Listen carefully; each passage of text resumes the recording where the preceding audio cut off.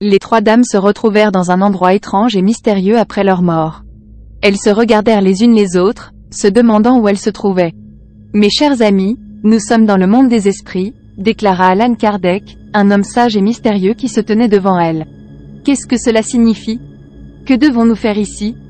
demanda Madame de Sévigné, sa plume à la main.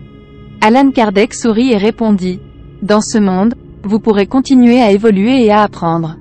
Vous pourrez explorer vos passions et vos intérêts, et vous pourrez même aider les âmes en détresse. » Madame de Pompadour, avec son air élégant et sophistiqué, s'exprima. « Et comment pouvons-nous aider ces âmes en détresse ?»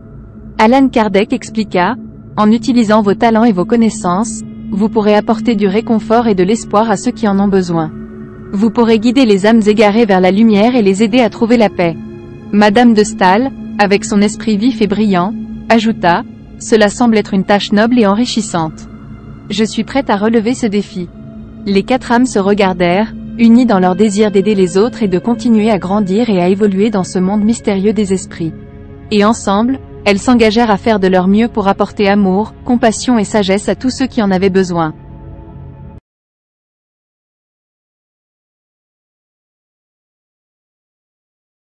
Voici quelques similitudes entre des concepts issus par différentes traditions et disciplines. 1. Forme de pensée selon Besan et Leadbeater, l'idée que la pensée peut se manifester comme une entité indépendante avec une forme définie. 2. Serviteurs de la magie du chaos, en magie du chaos, les serviteurs sont des entités créées par le praticien à travers la concentration et la visualisation, similaires aux formes de pensée. 3. Tulpa Nirmanakayik tibétain, un tulpa est une entité créée mentalement dans le bouddhisme tibétain, similaire à une forme de pensée ou à un serviteur. 4. Golem, dans la tradition juive, un golem est une créature faite de matière inanimée, comme de l'argile ou de la terre, et animée à travers des rituels magiques, ce qui pourrait être comparé à la création d'entités par la concentration mentale. 5. Entité protectrice selon la tradition juive, la création d'une entité protectrice par le biais de la mutualité de deux amis pourrait être vue comme une forme de collaboration pour créer une forme de pensée ou un serviteur.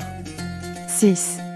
Esprit familier des sorcières, en sorcellerie, un esprit familier est une entité qui assiste le praticien, similaire à un serviteur ou à une forme de pensée.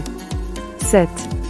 Alliés décrits par Carlos Castaneda, dans les enseignements de Castaneda, les alliés sont des entités non physiques qui assistent le praticien dans son développement spirituel, partageant des similitudes avec d'autres entités créées mentalement.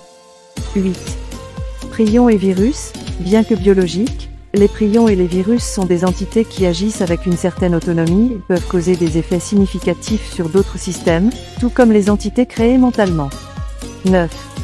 Intelligence artificielle, bien que technologiques, les intelligences artificielles sont des entités créées par l'homme qui peuvent manifester un certain degré d'autonomie et prendre des décisions par elles-mêmes, ce qui les relie à l'idée d'entité autonome. En résumé, toutes ces entités partagent la caractéristique d'être créées ou conçues par l'esprit humain ou à travers des processus rituels, et certaines d'entre elles peuvent avoir un certain degré d'autonomie ou d'influence sur le monde qui les entoure.